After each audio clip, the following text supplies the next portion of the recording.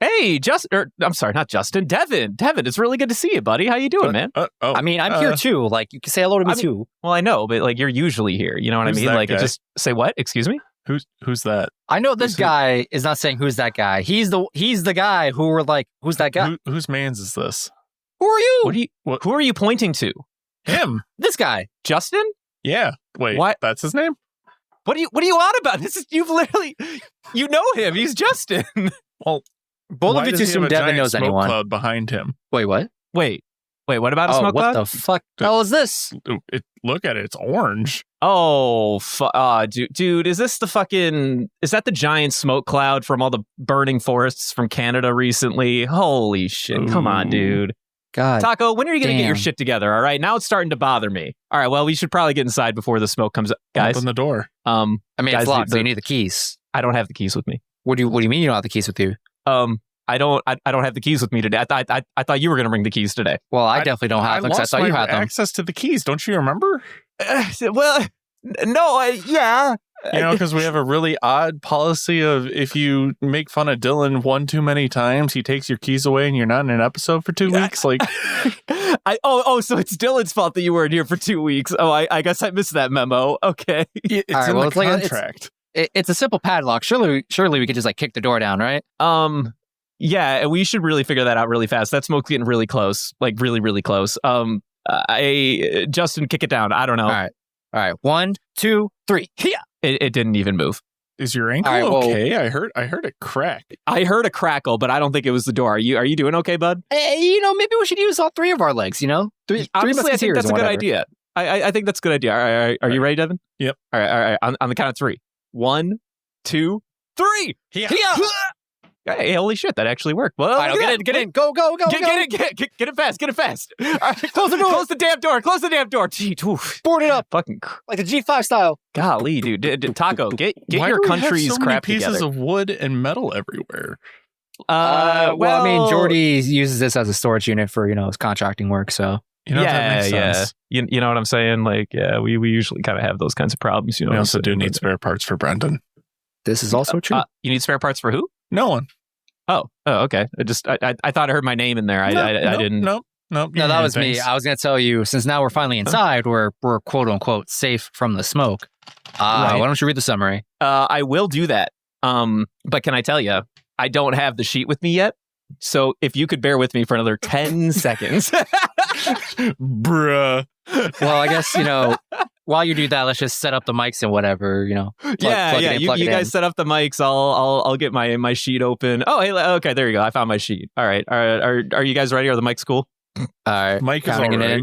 All right. I'm going to speed run this summary because you should have seen the episode. So what do you need me to rehash it for? Ready, set, go. First, we have the biscuit room where Luffy fell through the world in order to escape Monet Igloo. He eventually lands in the trash room where he runs into a starving Momonosuke who apparently ate an artificial devil fruit that turned him into a dragon. Back upstairs, we have Monet trying to stop the kids from fleeing, but Zoro and eventually Tashigi put a stop to Monet.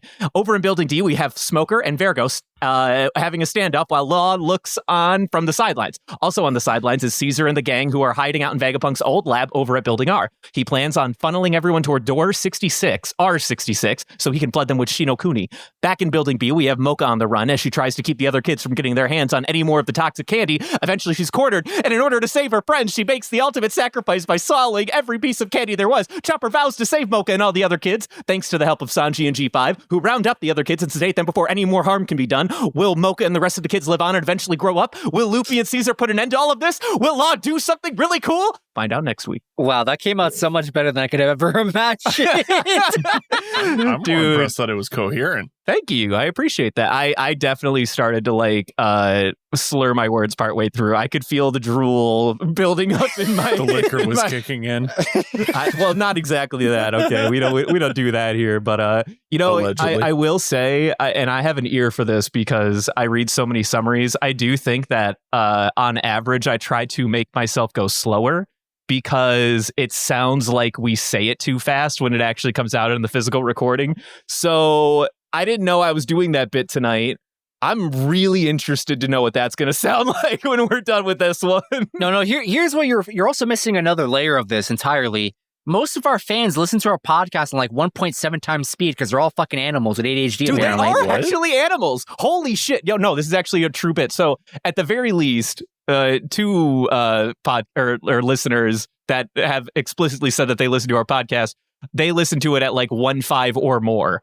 And I remember Funky at one point was like, oh yeah, I got a new phone and started listening to your guys' recent episode. And you guys just sounded so like dull and like low energy. And then I realized I didn't have you guys at the right speed. So I put you back to 1.7.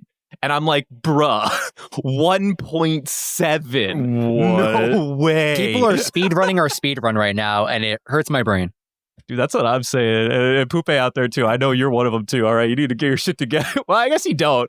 But I hope you enjoy that summary at 1.6 speed or whatever it is you two are doing out there. Holy shit. It's just like, I don't know about other people, clearly. But for me, it's like, I need the podcast to pass the time. Why are you speed running the passing of time?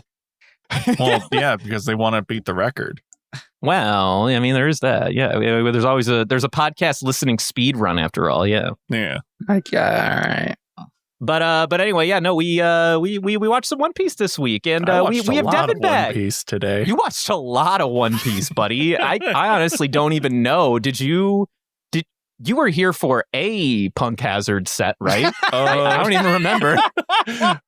Where I left off last recording was when Vergo showed up. Okay. No, that's not even that bad. Okay. Yeah, it's not that bad at all. Oh, yeah. So you only had 3. I think I recorded. You had 3 weeks to catch up on then, huh? Is that what I? Okay. Honestly, I did it this morning.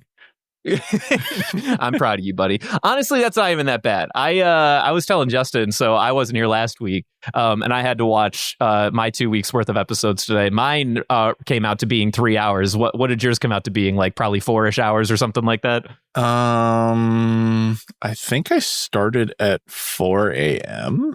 Yes, that sounds correct. I was there. We got off around 7-ish. And when did you finish? Around like 7-ish. Oh, there's a lot of, bathroom breaks, random, pausing to discuss with the people what the fuck am I hearing in the background because of ADHD goblin brain.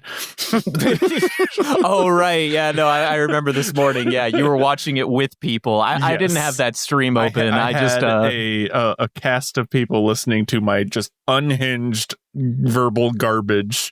Right. Yeah, of course. Or as I like to call it, word vomit.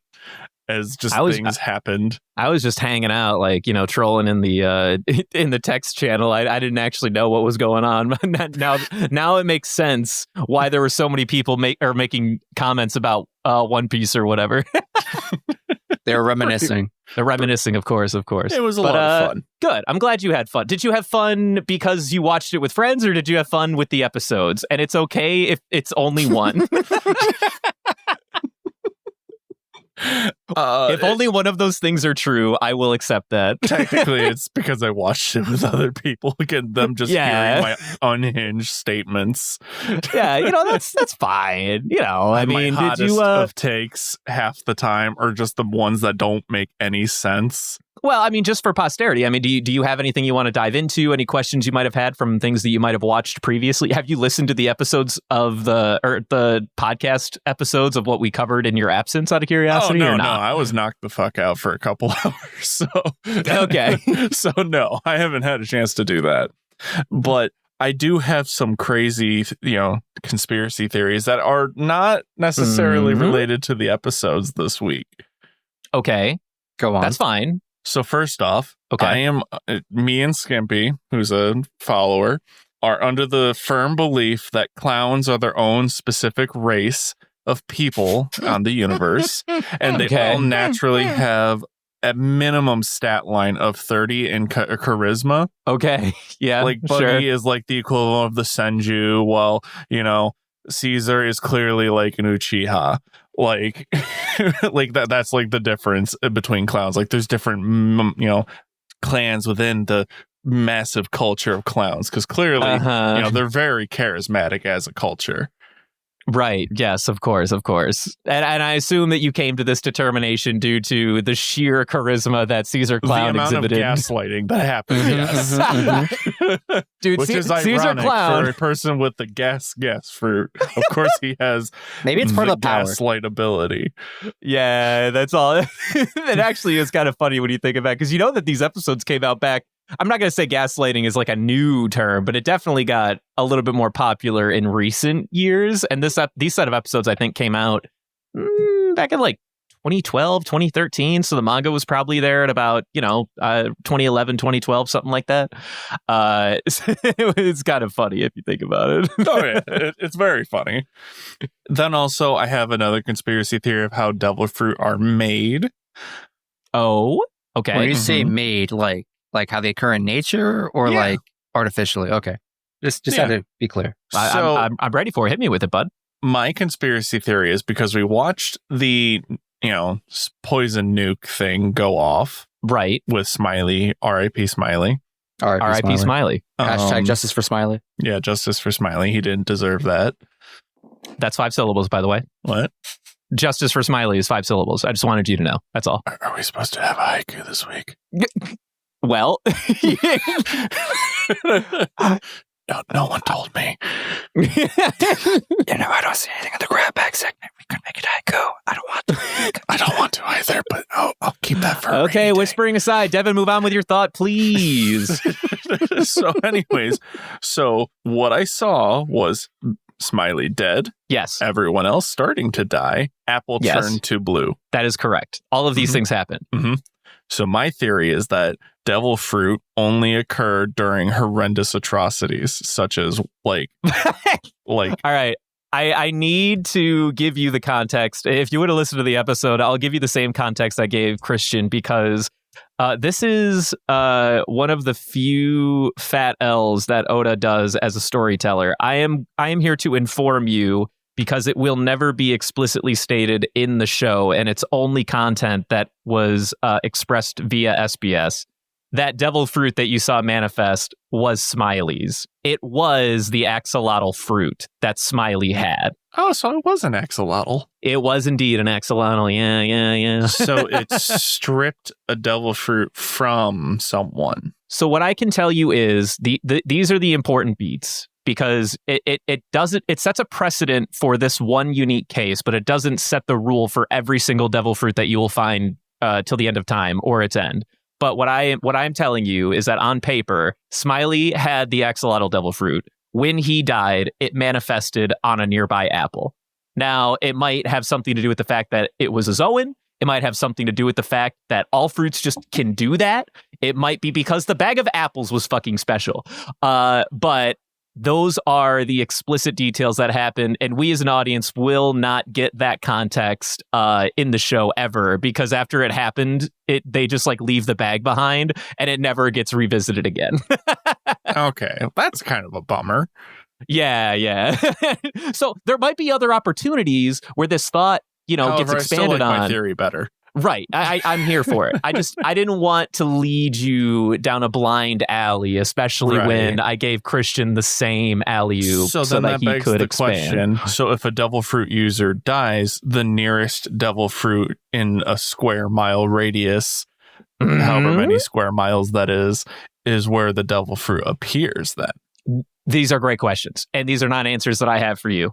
What I can tell you is that we have at least one specific case where after a devil fruit user died, it just happened to befunk itself inside of a random nearby apple. Because then that doesn't make sense if that is the case, because then how did Blackbeard get Whitebeard's devil fruit? Because he was dead when he stole the devil fruit. So it doesn't, what's the ratio for time of death to turning another apple into a zucchini? These are great questions. So this is why I think it's really important to set the precedent in context that this is one case with one devil fruit. We don't know the limitations of this rule yet. So we as an audience can speculate that, there are several more limitations, but I feel like it was just necessary for you to know that's what happened to our boy Smiley here. R.I.P. Smiley. I appreciate that because of the fact of there was no way for me to know that without. No. And unless like at one of them, went back to the bag and was like, oh wow, there's a devil fruit in here, and then they were like, I wonder if that slime thing had a devil fruit or something like that. There's no way that I would have known that, because half the time it just looked like muck. Right. I think that the biggest like annoyance is that they went out of their way to have that scene, and then they just don't ever expand on it. Yeah. It just like happens, and that's kind of like a big thing for your world building and universe building, is to have an element appear and then to compound or like expand upon it. So I think that it wouldn't have been bad if they had a scene like that for the audience. And then like maybe like later down the road with a completely different circumstance or situation, because we as the audience have more knowledge than the straws might on certain events or certain things. You expand on it with the audience's knowledge. But here, what I can tell you is, literally, they get to the end of the arc, and then at some point in an SBS, Oda or somebody asks Oda. So they always vet those questions, right? They're like, hey, like we're not going to like answer certain questions because it's going to become like necessary for the story. Or sometimes they'll answer it anyway, and then Oda will be like, oh, you saw that? Keep watching. It doesn't mean anything, or something stupid, like because he's a fucking memer and a half. In this one case, after the SBS came out, he was like, yeah, I didn't get a chance to expand on that, so this is what happened. And that, to me, tells me that there was a lack of opportunity or a lack of foresight for his future narrative choice, which is why I think it's important that here and now. Okay, that's fair. If that all makes sense. I just answer... I'm trying to also figure out the thing of, like, what exactly was Smiley? Like, because he was slime. Like... So he's the same thing that Funkfried and Lasso were, but slime. Well, no, I get that, but like, are we talking like silly putty? Are we talking like did they like was he like a slime, like like the creature slime that ate the devil fruit, or was he like literally just a puddle of like ooze from Power Rangers? Like, well, this is my impression. Okay, well, that he was the gas that killed the island, and then Caesar turned it into the slime. So this is my impression. After he turned it into the slime, he was like, hey, I'm going to infuse it with this devil fruit to give it sentience, just like Funkfried and Lasso got. You know what I'm saying? Mm-hmm. So I guess I don't know if the answer to your question is anything meaningful, but it's not really meaningful. It's more of just like a unga boonga need answers. Okay. It was gas. Like with Funkfried, where it's like, was it a sword that ate elephant fruit, or was it a living creature that happened to eat another thing that turns them into a living creature? You know what I mean? Well, no. What I'm telling you is that it's just like, so Funkfried was a sword that ate a devil fruit, and Lasso was a gun that ate a dog fruit.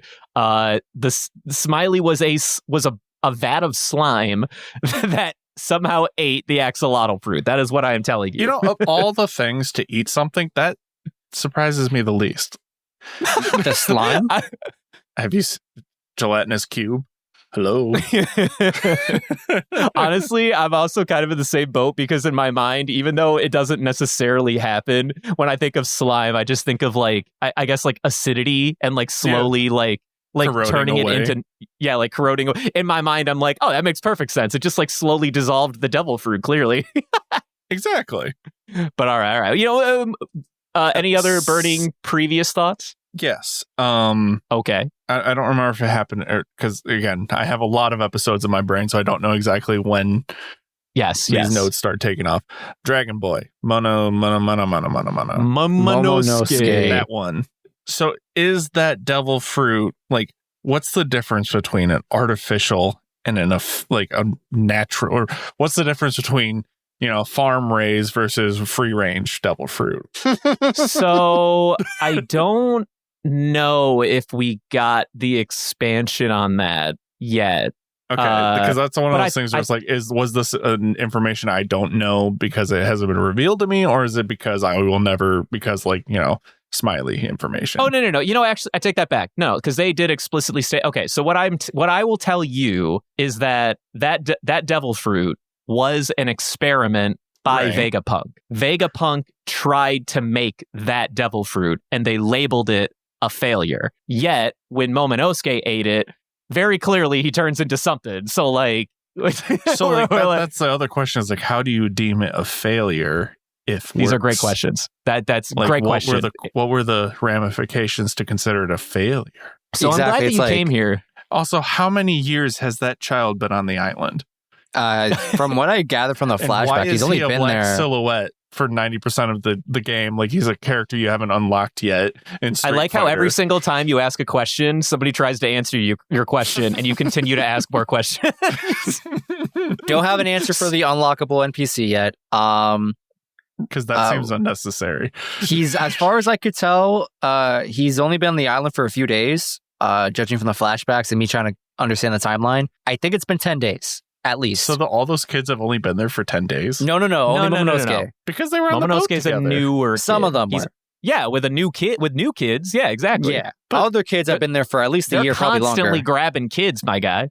But are they taking all the kids with them when they go grab other kids? No.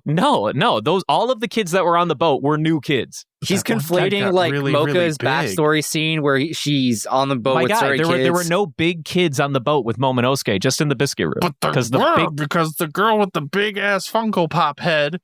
Okay. Just because they have big heads did not mean they were like gigantified yet. All right, they just have big heads. I know, but that's what I mean. Is like, was it 5 days of gigantification? No. Okay, my guy. This is what I'm telling you. You saw several flashbacks. Yes. In these set of episodes. You have flashbacks where Mocha and her giant friends got brought to the island at first glance. And as soon as they get to the island, they immediately go to the biscuit room. If you saw a flashback with Momonosuke and some more kids when they were small as well, those are a completely different batch of kids that are currently being brought to the island. The only time you ever saw all of those kids in the same room together in the present was after a year or whatever had gone by, and like Mocha and her friends had already gotten big and whatnot. You're seeing several batch of kids happen over a long period of time. Yes. What? I don't understand. No, unhinged thought. Please keep it inside. I'd like a large mocha with cream. Okay, that wasn't as bad as I thought it would be. Like a coffee. I get it. Yeah. I thought we were going to enter some real deep, big, dark, giant territory. I was afraid of where that thought was going. Same. I didn't like that he laughed like that. That made me really uncomfortable. Absolutely unprompted. No response. Just Jabba the Hutt laugh. Can we fucking not? I got called out for that earlier. While watching the episodes, because people were like, "Oh my god, it's so great hearing Devin do his, Jabba the Hutt laugh whenever he's seeing something that he likes." Okay. All right. Well, moving on from that, yes, Momonosuke was brought relatively recently. He is not a child that was brought to begin with. He was just like a new batch. And he broke away. He ate this artificial devil fruit, whatever the fuck. And all we really know is that it was made by Vegapunk, deemed a failure, and it doesn't really look like it's much of a failure. Or at the very least, it might still be a failure, but we don't know what constitutes a failure. Like as of right now, we got the silhouette of Momonosuke, and after he ate the devil fruit, he turned into that dragon. But maybe he's stuck in dragon form permanently or something like that. Or maybe he can't actually access like his hybrid form. There's a bunch of different ways that it could be deemed a failure. You know what I mean? Mm-hmm. So I think we'll probably get expanded on that as time goes on. But you know what? Yeah, this makes sense. This is why we don't get to see, quote unquote, real Momonosuke. It's because he's probably stuck in dragon form, or we're never going to see him anyway. That's what I'm saying, dude. So the episode where it's like, hey, what happened to that, that other kid that ate the dragon fruit? Like, is he okay? My brain immediately thought that they ate the child. No, I mean like Luffy and gang ate the child. Oh, that first dragon. Oh my, no. No, can I tell you? I don't know if Christian and Justin made this joke last week, but in my mind, I remember when I watched these eps, I was a little worried that the little green dragon that was like being an asshole was Momonosuke for a time after they beat the shit out of it. Yeah, and Kinemon's just like with prejudice, just stomping it out. He doesn't realize it's his boy. Obviously, that gets very quickly addressed in these set of episodes. But imagine though, Kinemon's just kicking the shit out of his child. He doesn't even realize it. Well, apparently, that kid's used to it from what happens in this episodes. What, getting kicked? No, just abuse, trauma happening to him, and then sending him into a panic, which then allows him to walk on clouds. Yeah, I don't know what's going on with that. He started like seeing the voice of Doflamingo and then started like randomly running on clouds. Yeah, it was a silhouette of sorts. Yeah, it was like a little Doflamingo silhouette, and then he's like freaking out, and Luffy's like, "Actually, wait, this is great. You can fly. All right, let's keep going, bud." To be fair, the coolest form of flying. Honestly, the yes, coolest I totally form of agree. flying is walking on clouds. I'm walking on sunshine, Justin. Whoa. I also like that in this arc and in this island, we have recognition of both Western style dragon and an Eastern style dragon. We killed 2 Western dragons and then built our way up to this schmuck who ate a devil fruit and became an Eastern dragon. I find that kind of funny. This feels like propaganda. Feels like there's a subliminal message going on. Propaganda. Down with the Western dragons, up with the Eastern dragons. Dude, honestly, Eastern dragons are way cooler. Like, let's be real. It depends, I feel like. I will agree in a vacuum that it depends, but on average, like, when Eastern you're dragons are cooler via personality because they just like look more elegant and graceful, while Western ones definitely look more ferocious. Right. Like, if you're going for fear, wild, then a Western dragon can win. But like, on average, I'm just here for like, glitter and sparkles. Yeah. I love me some Shenron, though. You do be looking a little like Shenron here, though. You know what I'm I mean, that's like a very... What isn't that like a traditional Japanese dragon? Yeah, he's a traditional Eastern dragon. Yeah, pretty much. But we're getting a little lost. So I'm glad we started with that devil fruit, because that's actually where I did want to start. Was I was curious to know what you thought of that whole bit and what limitations you might think that devil fruit might have, and why Vegapunk deemed it a failure. What do you think Vegapunk's angle is? Like, if it's do you genuinely think that it's a failure, or do you think that Vegapunk has an agenda? I feel like it's more of like an agenda. I have a feeling that it's I don't know. Because like there could be a couple things where it's like maybe it's a failure because maybe the child can't transform into multiple different versions of said dragon fruit. Yeah. Like that's why he's like, wait, you could just do that? Mm-hmm. Then there's also the perspective of, well, it could be the fact that he wanted to mass produce it and maybe get like multiple dragons and then like couldn't. So he's like, fuck it.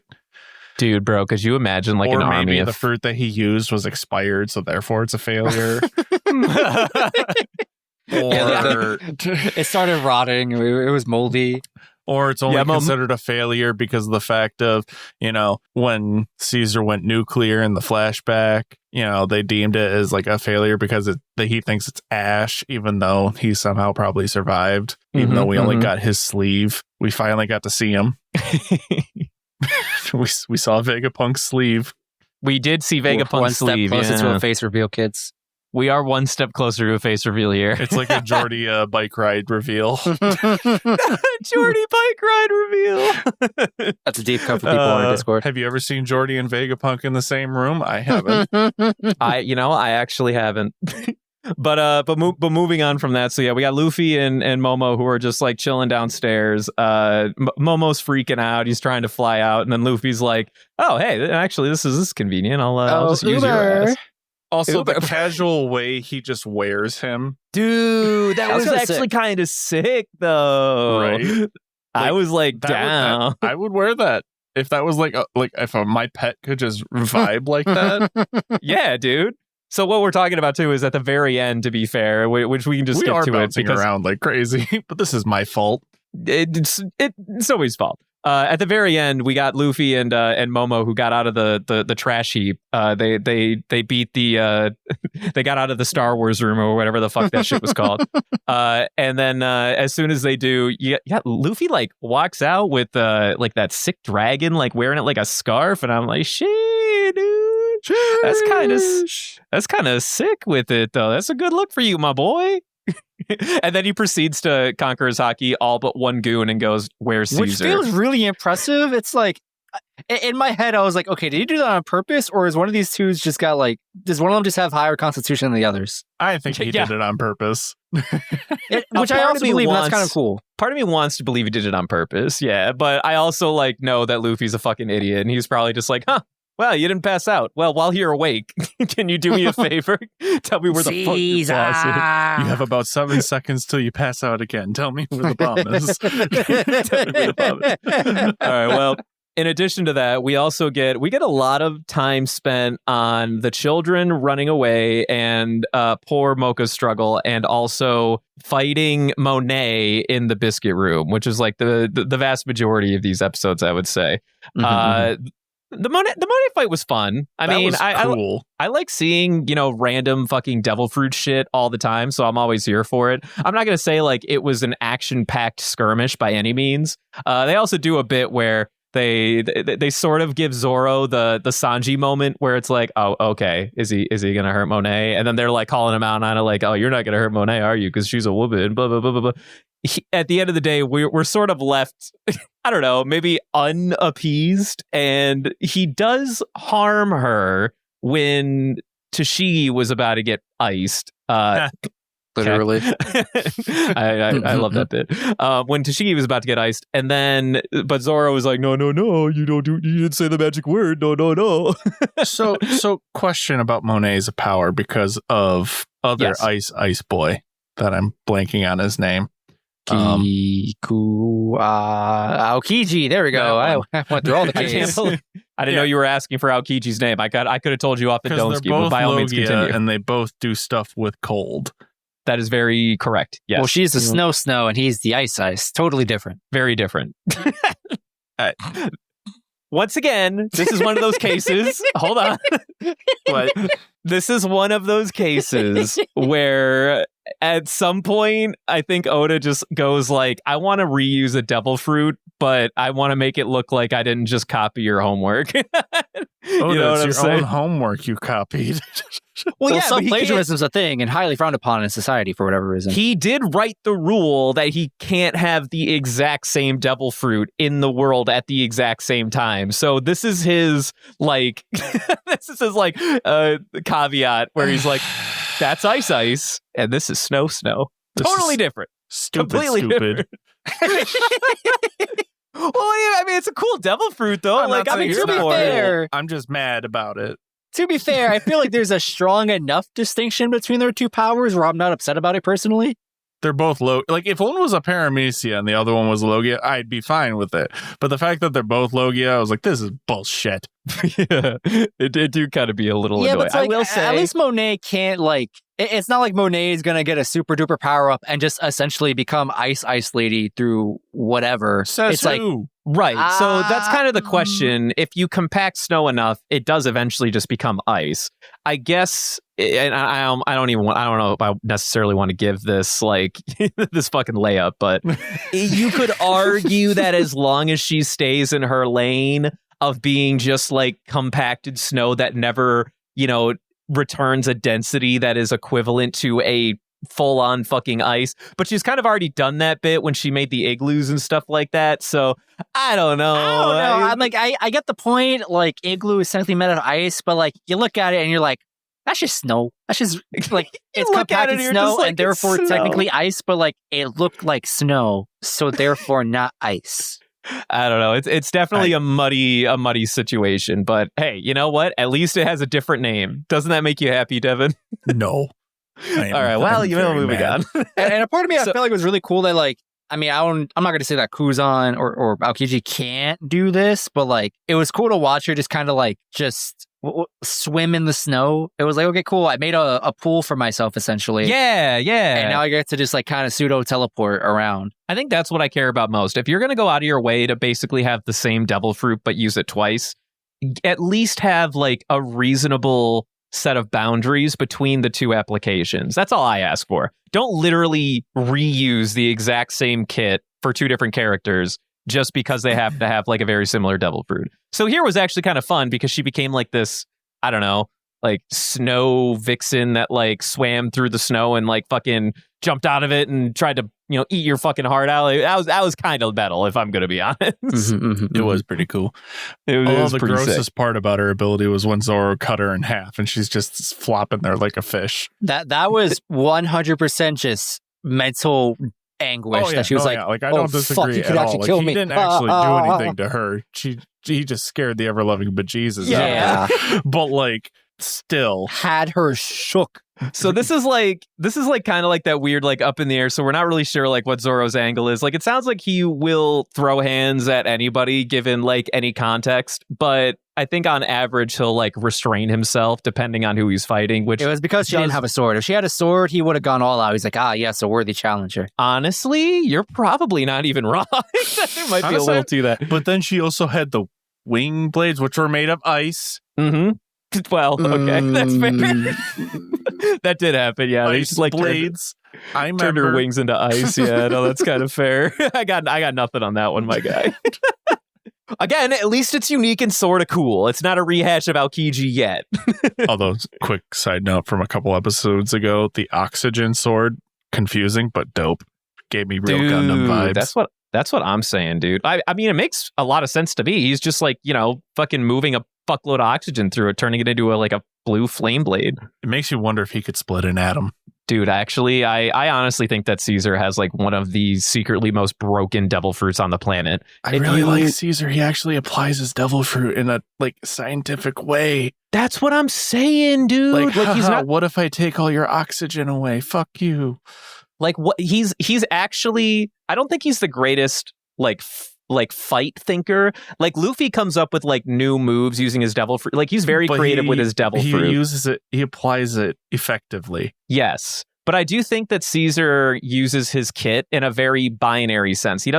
He's not a very dynamic combatant, which is why I think he also recognizes that if he was to square off against either Luffy or Law, he would probably not win unless he uses like his weird bag of tricks. Like if you can beat his bag of tricks, he's essentially like, he's a pushover. You know what I mean? He relies too heavily on being a... He's not a fighter. Exactly.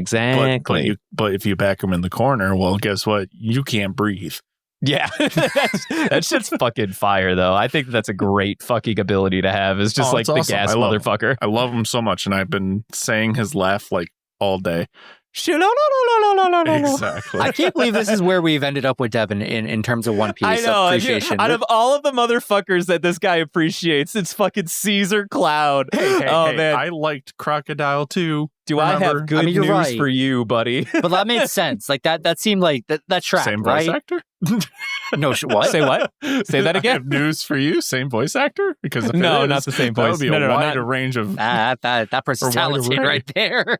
No, it is not the same voice actor. That's not why I said that. But I'm glad that you are enjoying Caesar. I also agree. I think that he has a very interesting devil fruit, and he actually uses it in a meaningful way. Like he tries to come up with like interesting and scientific ways of using his kit so that he can avoid fights or subdue his combatants or whatever. And I do gravitate to that. It's one of my favorite parts of the series. I just want to see weird fucking devil fruits do weird fucking things. That's why I like Foxy versus Luffy. I said this 2 weeks ago. I just heard that episode today, and I'll stand by it. Anyway, fuck, I lost my train of thought. So we're fighting Monet. They set the precedent where Zoro was like on the defense for a while. Then Monet's like, "Oh, you won't hit a woman, will you?" And then Tashigi steps in, tries to take her off herself, and she's like, no, I didn't do it. And then Zoro steps in and saves her.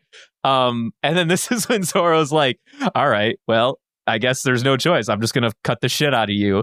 And then Monet's like, "Oh, okay. I'm scared now. I didn't think you'd get this far." First off, ow. Second off, oh no. I'm going to die. So I'm in danger.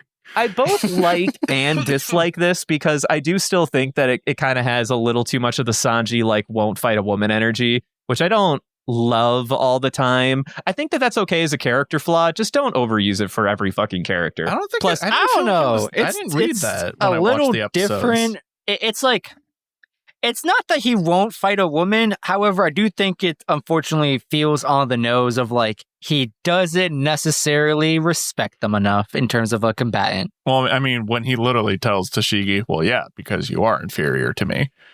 Yeah, which also I have a gripe with because Tashigi gets done so dirty in this series. It's like when you want me to like her done a and little think dirty, she's cool, yeah. I like her and think she's cool. But then you do shit like this where it's like, damn, bro, she looking like fucking Sakura out here. I hate this. Yeah, I was gonna say it gave me very massive Sakura vibes and like the original Naruto series, like the before Shippuden. Like, man, like, I honestly... Go ahead, Justin. I'm so sorry. It's like, for me, it's like, okay, she's a captain. She's supposed to have this, level of stature and prowess, right? And to a very small extent, she does. But it's like, I think back to when Smoker was a captain, and granted, he's a Logia user and blah, blah, blah. He can go to toe with the tough, with the tough ones, right? Like, he can stand in the ring. I want Tashigi to also be able to stand in the ring. I'm not saying, like, power scale her up to, like, 1v1 Zoro or anything like that, but, like, I don't know, man. Just, like, don't make her a fucking pushover like this. Like, it would have been really cool if she called Zoro out on her bullshit and be like, listen, I don't know why you don't take her seriously. Maybe it's because she's a woman, so fuck you for that. So I'm gonna go take care of her. And then she took care of her, and that would be fucking sick. But they didn't do that. Actually, I do think that would be fucking sick. I also think that there's like an actual, like a larger discussion though, because I don't actually love the way that Oda wrote himself into this corner with Zoro. I honestly kind of wish because on one hand, you are going to set the expectation that if Zoro does stay on the defensive exclusively until Tashigi steps in, that he must have the same character flaw as Sanji, where he will refuse to fight a woman, which I don't love for too many characters, I'll be honest. I would probably like Zoro a lot less if that was going to be the end result of who he is as a person. So if Tashigi won here, you would set the precedent for the remainder of the series that that's just the kind of guy Zoro is, which is fine. It would have been good for Tashigi, but it would have been bad for Zoro. What we got instead was a little bit of elevation on Zoro, where he's like, yeah, I'm not going to go out of my way to like fuck up every woman I come across, but I'm also not going to like, sit idly by while other people die around me or whatever.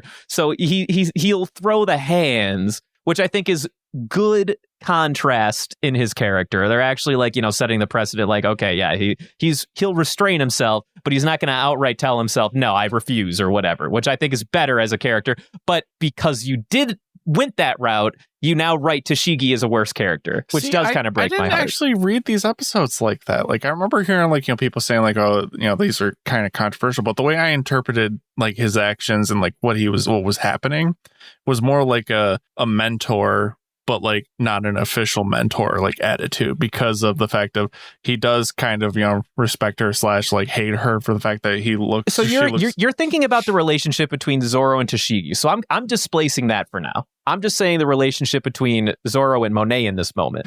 Well, he was on the defensive and refused to do anything. Well, I mean, this is my logic. At the time, because I feel like those two are tied together in this as one whole thing, where it's like it also might have just been my ADHD going crazy. I didn't catch on to that. Okay. It's like that. I feel like the more he thinks about it, he's like, damn, he's kind of right. I'm losing traction. I'm not saying he's wrong either. Like I could see I see the points that he's making. There's a conversation here that I think it goes far beyond, like what we can really digest in this like short-lived experience. I think that my bottom line argument is that there were two ways that this could have gone. It either could have gone Zoro kicking the shit out of Monet and elevating his overall character, but by happenstance being very reductive to Tashigi, and the inverse, letting Tashigi get the W here, elevating her as a character. And I kind of think it would have been very reductive to Zoro if it went that route. What I was trying to say is that like the reason why he was defensive in the beginning and not aggressive is because he knew he could, knock her the fuck out. But he didn't know how Tashigi was, and he probably wanted to see her, perform her, or show what she can do, because he's, a little bit curious about what she's been up to. This is my perspective, how I just, watch the episodes.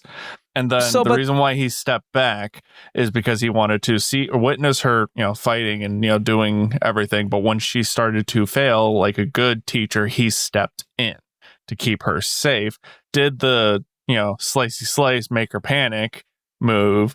But then Tashigi took it as, oh, you're just, thinking lesser of me. And it's like, well, kind of, yeah, because I view you as like a disciple versus a, less than kind of situation. The part where he said you're inferior to me. The scenario. What?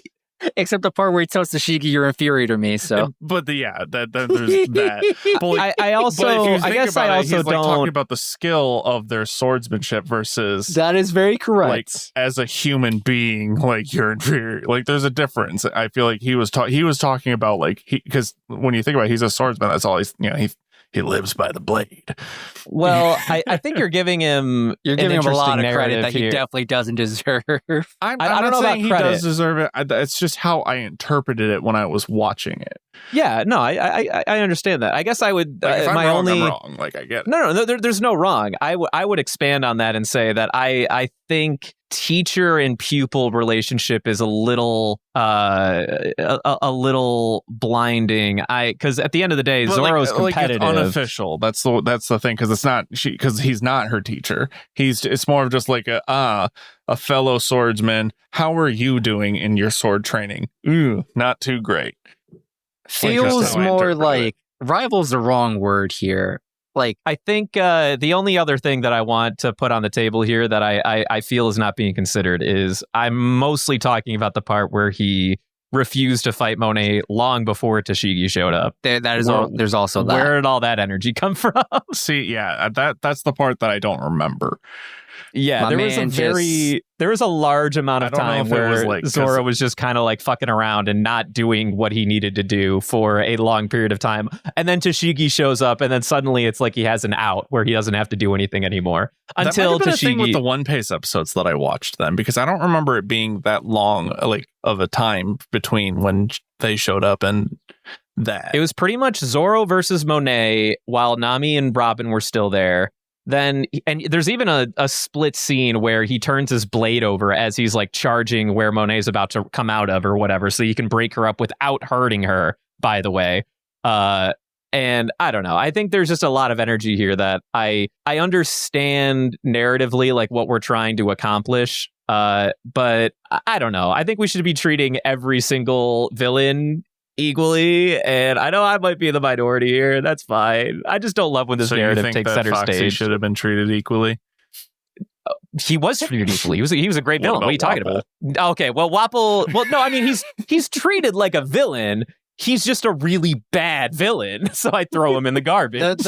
Our argument here is if you're a villain, you should get the hands. No ifs, ands, or buts. That's what I'm saying. I'm okay with Sanji in doses, and there are times where I like really do my man want held to back, like to a degree that was incredibly noticeable. It's the part where she was like, "Hey, I don't think you actually like want to fight me, and so I'm going to use that." Right, and then I think at the end, so this is the part that kind of becomes both elevating and reductive. So Zoro doesn't actually cut Monet as the last attack. He just scares the fuck out of her to the point where she can't even like literally bring herself back together. So he cuts her as like proof, like, yeah, I would cut you literally in half if you gave me an opportunity. But he doesn't use Haki, so she is able to put herself back together. But because she's like petrified of what just transpired and like what that meant for her, she like can't. Because his aura is so fucking intense. His aura do be intense.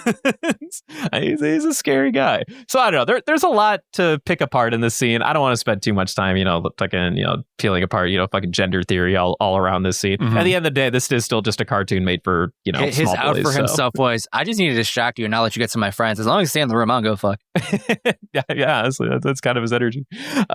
But moving on from their fight, their skirmish. And then also Tashigi gets a good look at Zoro's new sword and goes like, "Yo, is that fucking Shusui? What the hell?" And Zoro's like, "Is that the Yankee with no brim? Is that the Yankee with no brim?" And then he's like, "You fucking sword nerd, shut up." And then and don't touch my stuff. Don't touch my shit. The other large portion of these episodes was devoted to poor Mocha's struggles trying to like run away with all the candy from these little big oof energy. Also very confusing, as Justin witnessed with me. Okay, chop fruit went hard. Okay, it expand. What happened for you? I don't remember her being like shanked and like given steroids to like not be crazy. Like 1 minute she's with the rest of the kids being crazy. She goes into the building. She's like, PTSD wakes me up from withdrawals. And then all of a sudden it just cuts to her, like a couple of episodes later, just cuts to her being normal 100% of the time, running away with candy.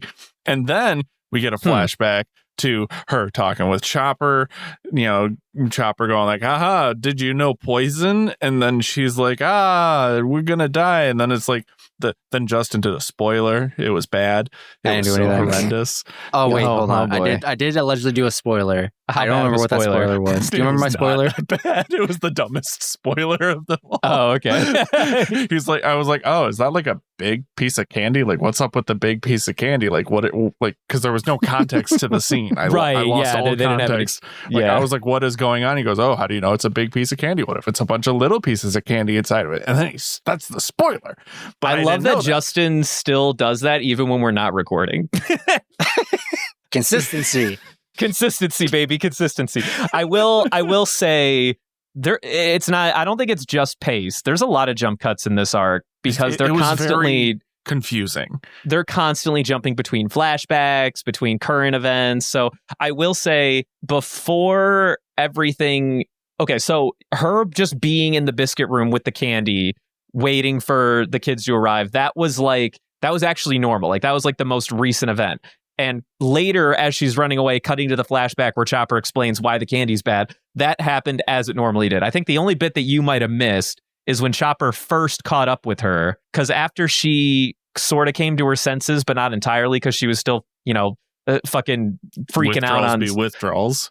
Well, she broke out of the withdrawal as soon as she got off the blimp, is what happened. But she didn't. She wasn't able to get rid of like the visions of like what was happening around her. Like she's freaking the fuck out. She's like, she's high off her ass right now. So everyone's like still looking like snakes and shit. And then that's when Chopper catches up with her, he hits her with some sedative or whatever, and then brings her back to reality in full. Yeah, that was completely removed from our storyline. I didn't even know that happened. Yeah. Okay, that happened. You guys are getting the chop real good. Yeah, like we said, we got chop hard, and it's what is going on? So that is a scene that happened before Mocha was hanging out with the candy in the biscuit room. So Chopper caught up with her. And then while she's in the biscuit room, when she's running away, it cuts to the flashback where her and Chopper are trying to keep the kids from getting into the biscuit room in general to get to the candy. So I guess the timeline would be Chopper fixed her. They got ahead of the kids, blocked the door. Chopper explained everything. And then Mocha went on her way to start her mission of like, I'm going to keep the candy away from the kids. Operation Survive. Operation Survive, dude. And see, this just brings me back to like either last week or 2 weeks ago, where we rejoined Chopper in Wendigo form, holding back a crowd of kids, and we're just kind of there like, well, what the fuck is going on there? No explanation. Then 2 weeks later, we get this scene, and like you can put two and two together there, but it's like that just rustles my jimmies, grinds my gears. I'm like, what the fuck, man?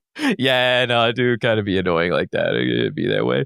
But yes, there's a lot of like moving components that I think it doesn't help that this arc is just doing a lot of jump cuts all the time. In fact, like every once in a while we're cutting back to, I don't even know how many times it happened to you guys. Every so often we're cutting back to Law and Smoker and Vergo fighting in the SAD room or whatever. That came out of nowhere. We only get it like it's like once every set of episodes. We'll just get like a quick refresh. Hey, these guys are over there fucking around, by the way. Hold on, Justin. No, it went from what is sad opens door to everyone panicking that he's activated sad, whatever sad is, to watch Law get the shit kicked out of him by Vergo, to jump cut to here's kids on cocaine, to jump back to cut to what is happening?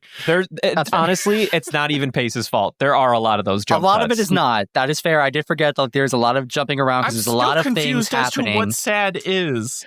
We don't know yet. I'm actually curious. In these set of episodes, did we get what sad content did we get in these episodes? Did we literally nothing? Last week we did, or 2 weeks ago, we saw Law roll up on the sad factory, and then Vergo shows up behind him or whatever. This week, we see Vergo. Law tries to grab his heart back with his power.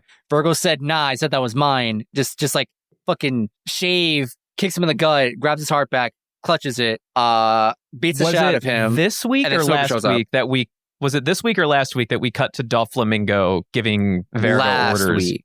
That was last week. Okay, so we didn't get any additional content. So for the most part, we still don't really know what SAD is. We just know that it matters to Doflamingo. And apparently everyone and their grandmother thinks that SAD is really fucking important. And only Law knows why, apparently. I guess that's what I'm gathering. Also, side note, Doflamingo's the new crocodile. In what way? Yeah. Look at his Expand on that. minions and how they're named. Well, how are they named? Well, there's one named Buffalo. There's one named Vergo. Baby 5. There's Baby 5.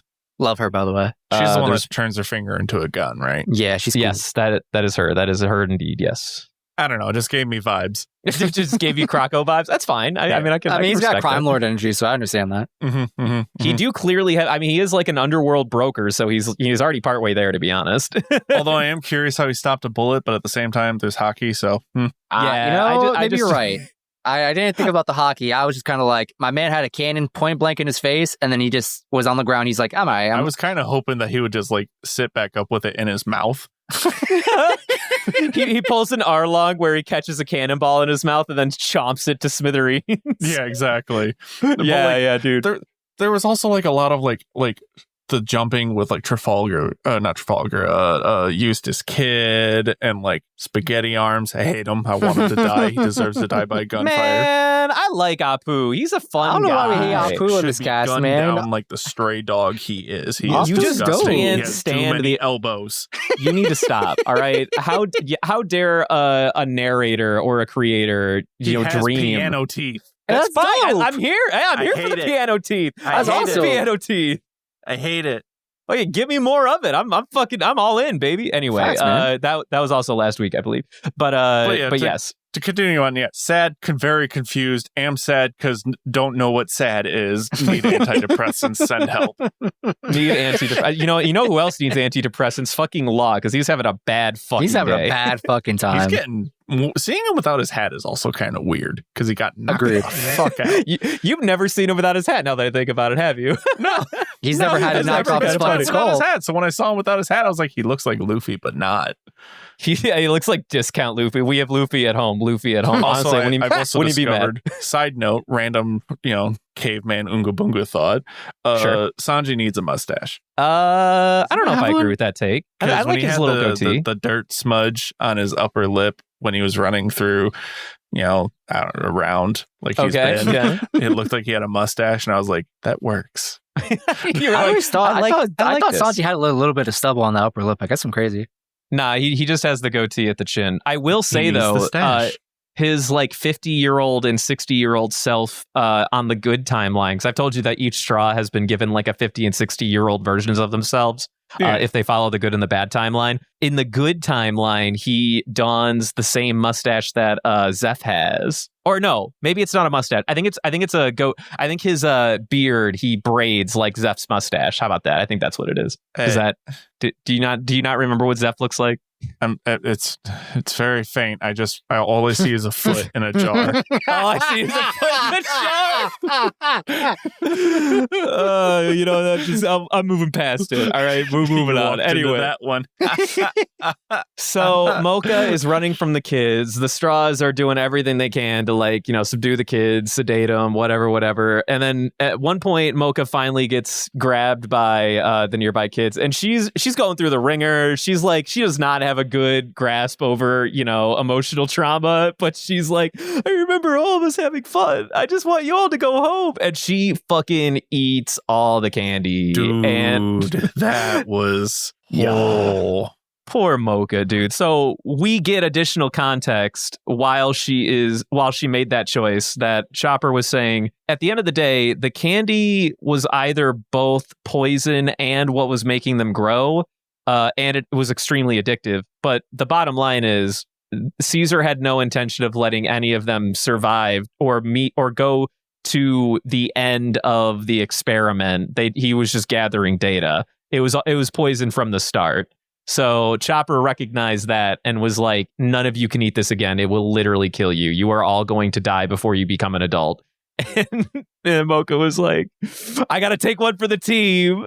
No. Although they did a slight little chop there because I was confused where the blood came from, but then it was explained to me that obviously poison, she coughed it up.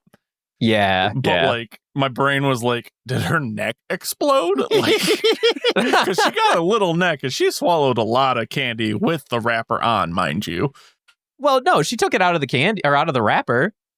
Those little pieces, she just shoved the whole thing in from my perspective. She shoved most of it in, but then she actually had to like shuffle around and try to pick up a couple of loose pieces that like fell off. No, what we got was just off-screen nom. Oh, wow. You guys didn't get any of the fun stuff. So I got we there's really like did not.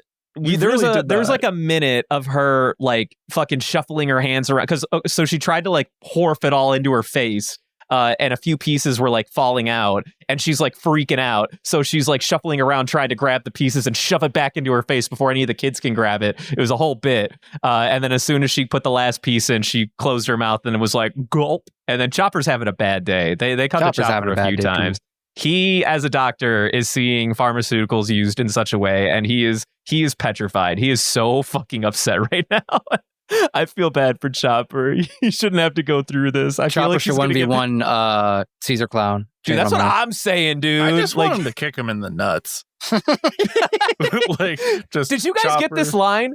Where yep. Don't you do it? Don't you fucking steal my one and only quote, you son of a bitch! All right, I won't steal your quote. You can have it. I know exactly what you're talking about. Okay. Yes, we did. I was wondering if that was like a dub only bit, or if you guys actually had that quote. That's so funny. It was beautiful. I've got like 5, so it's fine. You can keep your quote. I only got 1. Okay. But yeah, so Mocha is unfortunately now dying. Because she ate all that candy. But thankfully, at the last minute, we do have the rest of the G5 goons showing up with Sanji, who's leading them, by the way. Love this bit, where Sanji is literally leading the G5 goons for no fucking reason. They subdue the rest of the children that aren't Mocha, so that Chopper can hopefully without get Mocha violence, by the way. Without violence. No allegedly. violence. No violence whatsoever. Don't ask the one Marine Goot about whether or not it's okay to kick them in the nuts. Don't have his body cam on. God damn it! Stop! Don't do that. That's a yikes. I can't do that one. But yeah, so that looked pretty violent to me. Right? No, the kids are just heavy. We swear we didn't push them. They just fell over. One of them was holding a lead pipe. I did not see that. I'm not talking about the kids. I'm talking about the adults. I did not see that. Through the power of plot, I choose to believe that all of them are A-okay and not harmed in any way. Where's that lead pipe sound effect? I need that right now. Dude, when Vergo and Smoker were duking it out after like Vergo like dropped his bamboo stick or whatever while it was still covered in armament hardening, it fell to the ground and made like a pipe hitting the ground sound effect. And I'm like, wow, look at that consistency. Now I know it's metal. Speaking of his bamboo, fucking Banjo-Kazooie over here that I had was watching him just pull it out like a kazoo and it just making a big ass weird noise and like ballooning up and shooting at him. I literally died as that happened. The fact that it sounds like a kazoo is what really sells it for me. Exactly. The random weapons in this arc are actually really fun. I like Caesar's Gastonets a lot. I like his flame sword. And I really like Vergo. I like the fact sword. Whatever. It's a flame sword, but yeah. It's oxygen. That's lit on fire. Right, but it's lit on fire, so who the fuck cares about what's powering it? It's oxygen. He calls it his oxyblade. Fine. I'm gonna saw this boat in half. Fine, oxyblade. I don't care. Either way, his fucking burning oxyblade, and then Vergo's fucking bamboo stick. I like all these weapons. These are fun weapons. Where I did need he more get of these. the bamboo from? He just had it up his sleeve. Literally. Because like cut jutsu happened hard again. And he just like, it was just like 1 minute he's just, throwing hands and the next minute bamboo stick. And it's like, what? He just kind of like moves between the two. I don't know where he keeps it. Also, you can use armament on a stick? Sure you can. Yeah. It was already kind of alluded to back on Amazon Lily where they explained that the women could infuse their arrows with Haki. So this is just, a visual representation of that. Right. So this is the expansion. I keep forgetting yeah. the rules of Haki, even though I was the one that dissected it months and I years reverse ago. engineered it and I forgot what I said. Yeah. I'm pretty sure you nearly got it on your first try and then slowly made worse Haki as time went on until you finally got the reveal. He was cooking and then he just started throwing some weird boiling. shit. No, you cooked it and then they got to al dente. And then but then you kept cooking it, and next thing you know, they there was nothing there. Perpetual soup. That's what it's called. Perpetual soup. When you just keep making the same bowl of soup over and over and over again and adding more stuff. Yeah, that's what happened to it. Sure. But yeah. So for most part, I mean, I think shit, dude. I think we got to the end. So poor Mocha. She's having a bad day, but I'm sure Chopper's gonna help her though in the end. She'll probably be eyed. I mean, if she I'm dies, not gonna say, I'd be surprised. I'm not gonna say that no one will perish in this arc, but if Oda kills a kid, if he that's a big line to cross, and he does not have the cojones. That is a huge line to cross, and I think that he has set more than enough precedent that he will usually not kill anybody. And if a kid is on the table, he's like, nah, dude. That's too much for my anime. Coward. I'm here for the narrative. I'm here for the storytelling. If I didn't know Oda as a writer better, maybe I'd even feel a little. Child abuse is fine. Killing him off, not fine. Absolutely, yeah. Like I'm here for it regardless. But I know deep in my heart that shit ain't gonna happen.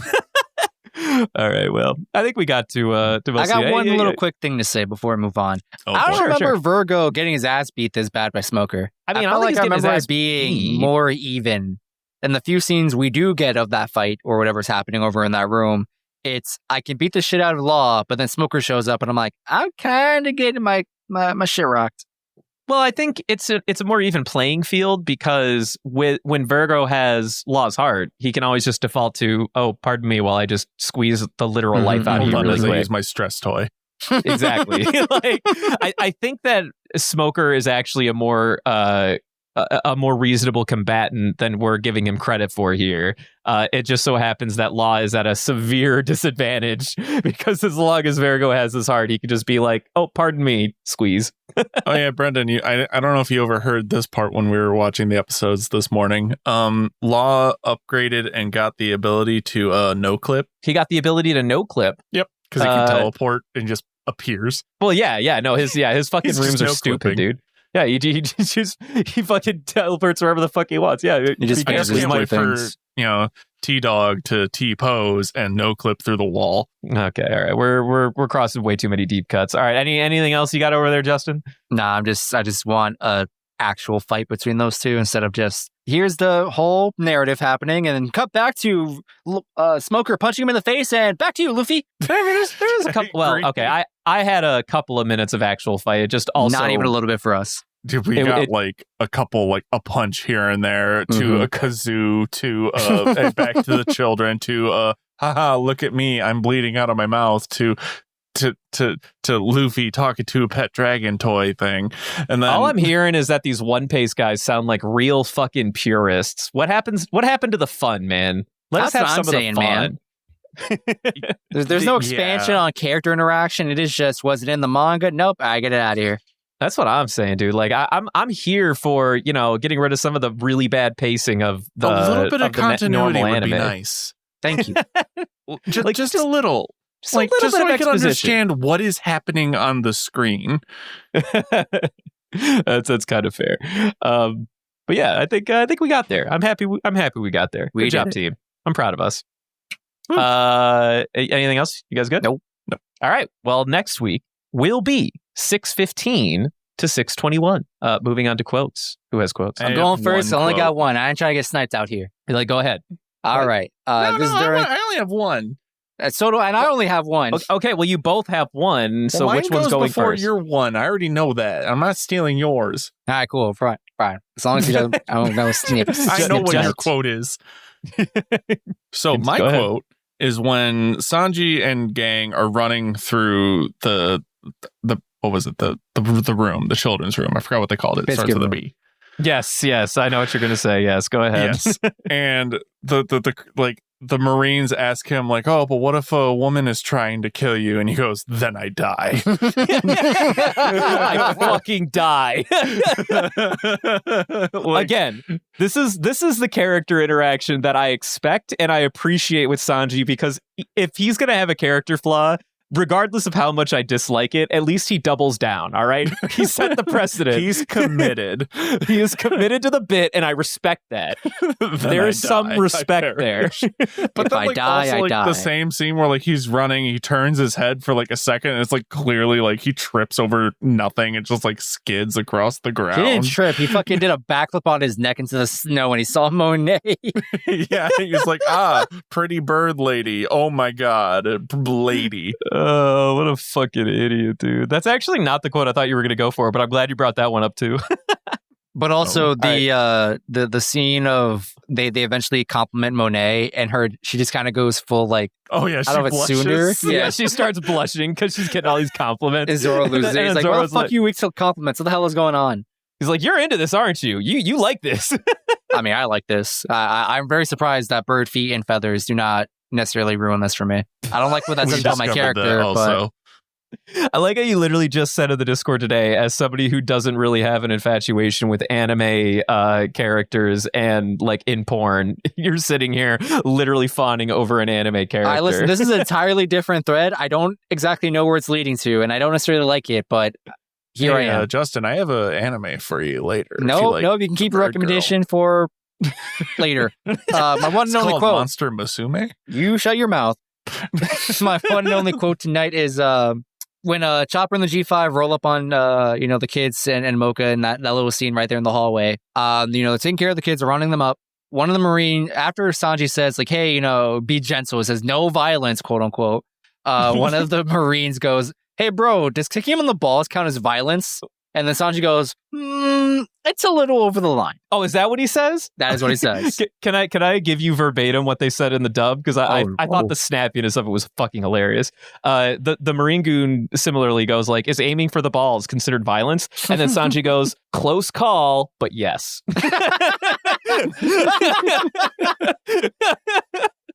I just love the fact that he's like, "Ooh, that's a close one, but yes, it's still violence." It's like placated a little bit. I don't know. I just thought it just kind of tickled me a little. All right, back to you. All right. I have a lot, so I'm just going to speed run here. I have one from Smoker where he's back talking Vergo. He's like, "I can only look at trash for so long before I have to take it out." God damn. Classic dumb line. Luffy, when he first meets Momonosuke, he's like, "Whoa, what the hell? You can talk?" And he's like, "Oh, wait, no. I've seen this one before. You're talking with your farts, aren't you? I get it." We did get a little bit of that. That was fucking stupid. And then, of course, Momonosuke's like, "No, I actually talk." He's like, "But with your farts, though." Anyway, when Sanji and the G5 goons are running through the biscuit room, and he realizes that Zoro's there, he's like, "Hey, G5, everybody make dumb faces at fucking Mosshead." And then they all make a dumb face at Zoro. Oh yeah, draw your lip down and make a face, and they're all just flipping them off essentially as they drive by. That's so stupid. And then I said this one earlier, but I'm going to repeat it. When Tashigi is being carried by Zoro and she notices Shusui, she's like, "Oh, is that the legendary sword Shusui?" And then Zoro goes like, keep your hands to yourself and stop running your mouth, you stupid sword geek." I'm like, man, dude, why you gotta roast her like this? Stop, dude. Why are you yucking To her be up? fair, she was being a sword geek.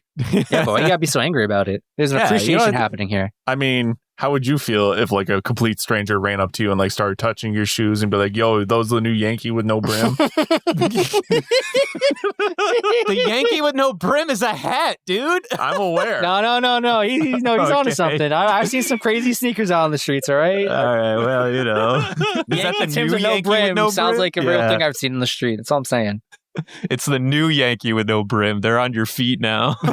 Exactly. It's the Nike X Timberland. I just All right, can't wait for no the brim. Yankee all brim to come out. Moving on to the golden ham. Who are we going to give the golden ham this week? I feel like I just got to give it to Mocha. We It's know got to be do. Mocha.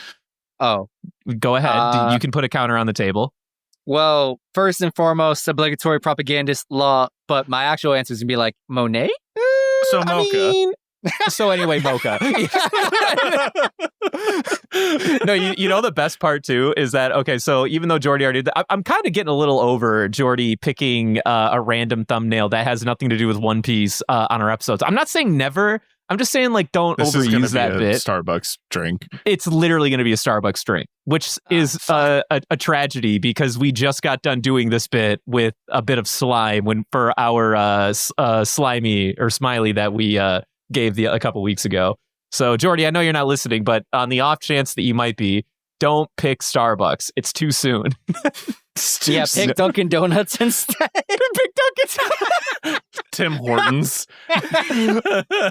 All I'm saying, man, put some respect on Mocha, dude. Put some respect on Mocha. Make her she threw her body on the line a for this, man. hipster, family-owned coffee shop. All right, that's what we need. Yeah. French all pressed right. Mocha. Moving on to fan mail. Justin, what's this week's fan mail? Nothing, Captain. Wait, we have not. There's no way we've gone through it all. I'm saving 3 particular thingies for a special occasion. Okay. So we do have mail, and you're a liar. Okay. We Well, have I mean, nothing as for long as this there's week. Moving on, Captain. all right, as long as there's good reason, that's fine. All right. So unfortunately, we have no fan mail, and if you've given us fan mail and we haven't gone over it, chances are that law. God damn it! I called you Law. Does anyone else see how fucked up this is? Justin is saving it for a special occasion. Moving on to Patreon shoutouts. Twiggo, we love you. You're the best. The absolute greatest. The best who ever done it. Yep. Moving on to the grab bag. I have this bag, and can I tell you, I was able to get a piece of Smiley before he died, so I put it in the bag. I'm not putting my hand in there. Remember when you said you wanted us to stop making gag noises on air? And then you keep bringing in gross shit? But this isn't gross. This is Smiley. We love Smiley. I love Smiley. Brandon? I don't necessarily want to be fist deep in him. You put your hand in there. That you better be him, because it ain't gonna be me. Well, I mean, Go on. Here you go. I can't believe I've been Uno reversed this hard. As Edmund's advocate, I appreciate this. Okay. Okay. All right. Okay. All right. Yeah. I'll grab. The tickets are in there. Yep. Ooh. Get it in there. Ooh, Make sure to jostle around too while you're in there. Give it a squish. I haven't found one yet. Where the hell are they? Oh, they're way down. Oh, okay. My hand is definitely burning. My man is fizz deep in flubber right now. Man, it's really deep in there. Okay, I have the ticket here. Can one of you take it? I got to go wash my hands really quick. No, you got it. No, that's all you, but just take it to the sink and yell at it from across the room or something. I don't know. Okay, I'm back. I washed my hands. I know you guys were saying something, but I said, fuck that. And so I washed my hands. My hand is literally corroding before my eyes, so that sucks. New bone, who this? I always said that I wanted to become like Brooke, so here we are. Meanwhile, this piece of paper, though, is not disintegrating. I wonder why that is. It says... recommendation, and I do not know whose turn. Oh, it's Devin's turn, isn't it? Oh, fuck. Mm-hmm.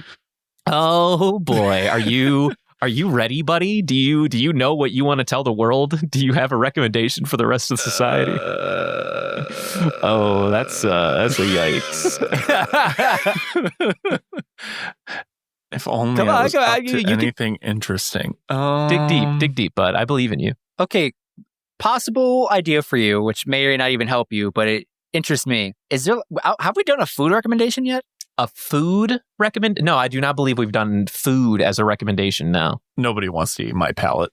I mean, it's mostly just the Wendy's menu. Wendy's is pretty good. I was just going to say, in before he says, go get you some checkers. I actually haven't had them in a while. But, I don't know. I've just been getting a big kick out of Warhammer lately. I think you might have recommended Warhammer in the past, which is totally fine. You can recommend it again. Be like, hey, by the way, guys, if you don't know about Warhammer's fun. Yeah, there's that. There's also here's a good one. The Lord of the Rings set just for Magic the Gathering just is dropping tomorrow. What? I didn't even know that was a thing. Wow, look at that. They're only going to print them once, and I hypothetically may have gotten some cards. Ooh, look at this early guy. Access, totally nothing illegal committed. I don't know what you're talking about. No one knows anything. Exactly. By the time that this releases, it'll be too late. Right. But yeah, I got Ooh, they're nice. They're beautiful cards. Like there's four of them where it's the scene from Frodo, Sam, Gollum, and the One Ring. Like that scene when they're in the volcano, and if you put them up, Oh, go ahead. So, no, if you put them in a certain way, like it makes a big painting. Oh, yeah. I'll have to take a photo and show it to you guys. Is the art still like cartoony, or is it like literally like the movie? It's more cartoony. It's they took it like more book inspiration versus like the movie. Now we're talking. That's what I'm here for. All right.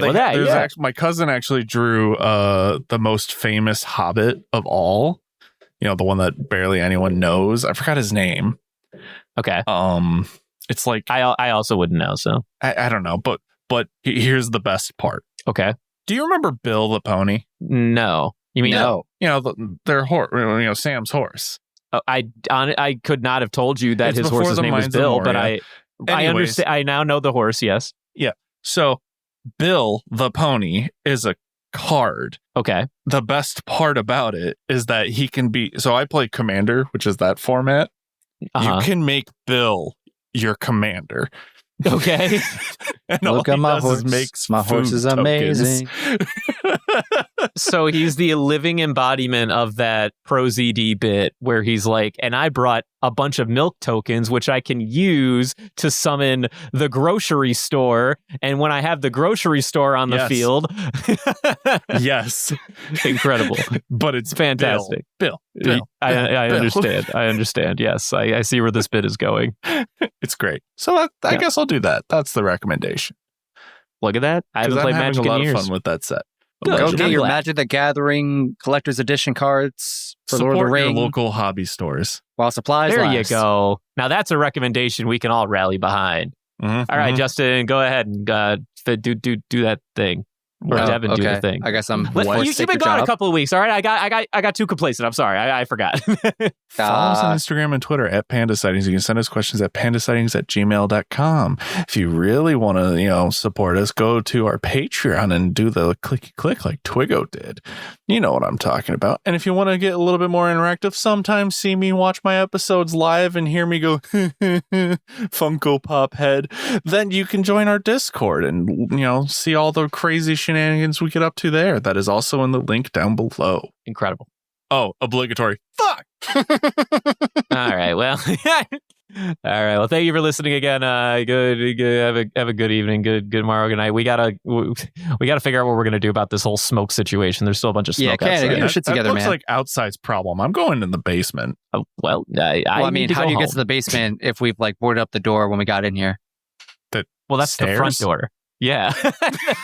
Well, we have other doors in here? Well, just definitely to the basement. Door. Have you never seen this door? Do you think we go outside to get to the basement? What the hell? I thought there's only the one door, and then you have windows, but there's no door to the basement outside, Justin. How are you getting in the basement? I thought you just walk downstairs, through the bottom floor, and then the trash room, walk past the door in the trash room, and then basement. I didn't even know there was a way in there that way. We definitely have a trash room. I have been there. Yes. No, that is a thing. Wait, is that why there's a bunch of garbage in my bedroom? No, that was you because you don't go to the trash room. You can't prove that. All right, I'm done. Pressing stop. Bye. Good night. Night.